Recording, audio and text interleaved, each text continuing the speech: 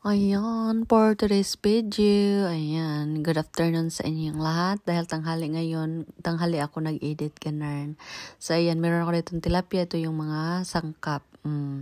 Siyempre, nagpainit muna ako ng kawali, tapos naglagay ako ng olive oil para healthy, charot. And then, dahil wala akong kanang kamay nga taga-video, ayan, nilagay ko muna yung cellphone at nilunod ko ang ating lemongrass, sibuyas, luya, at bawang. So, ayan. Ginisa-gisa ko lang siya ng maigi hanggang sa, lalabas yung katas or aroma ng ating sangkap. And then, haluin lang siya mabuti para di masunog. So, pagkalipas ng mga ilang minuto, so, yan guys, mga 1 minute mahigit. So, ayan. Nag-brown na lahat at naglagay na rin ako dito ng coconut cream. Ayan. Kailangan talaga simot na simot, charot. So dito naglagay na ako ng kaunting pamintang durog, tawag nito. Magic sarap din, haluin lang mabuti. Kailangan siya guys hinahalong mabuti. Kasi nga magbuo-buo yung ating coconut cream pag hinayaan nyo lang yan. So anyway, naglagay rin pala ako dito ng mga 2 tablespoon na sukang puti. Oo. Ayan, at saka 1/2 cup na tubig. Sobrang sarap nito. Pang one day only day. Oh, ano yan?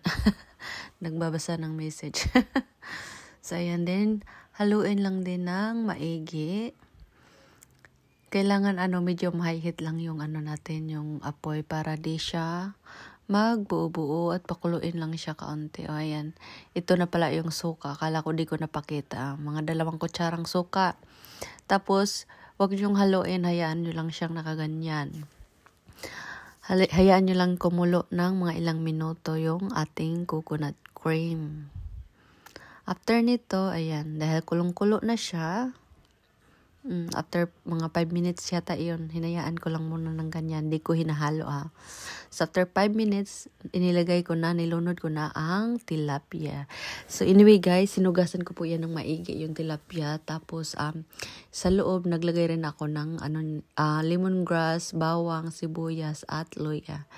Diyan, para para hindi siya malangsa. Siyempre, hugasan nyo ng mabuti sa ilalim, sa labas, ganun. Tapos, inasinan ko rin pala itong ibabaw ng tilapia at sa loob para talaga manunuot yung lasa niya, di ba? So, ayan. Nilagyan ko muna ng gata sa ilalim para swak na swak yung lasa. Charot. Ayan.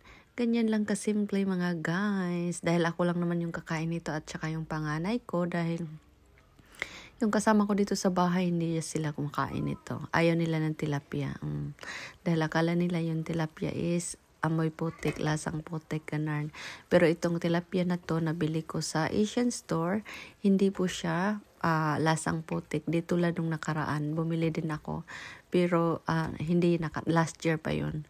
Bumili ako ng tilapia doon. Kaso nga lang, yung lasa niya is may pagkaputik-putik yung lasa.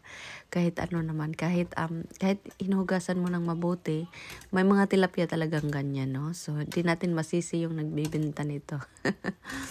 So, ayan. Pagkaraan ng mga 8 minuto, guys, tinikpan ko muna. Kasi nga, na siya luto na to. Pero gusto ko talaga yung lutong-lutong na. Pati yung buto gusto ko kainin, charot. So, ayan. Ito, galing to sa aking munting garden ang aking pichay. So, isang buong pichay po ito. Nilunod ko lang dyan. Dahil kaunti na lang yung sauce. Takpan ko muna to ng mga 3 minuto lang para di siya mag-overcook. Ayan. Hanggang sa maluto lang yung gulay, guys. Ayan. Dahil 3 minuto na. Ayan, ready na. Thank you for watching. Bye.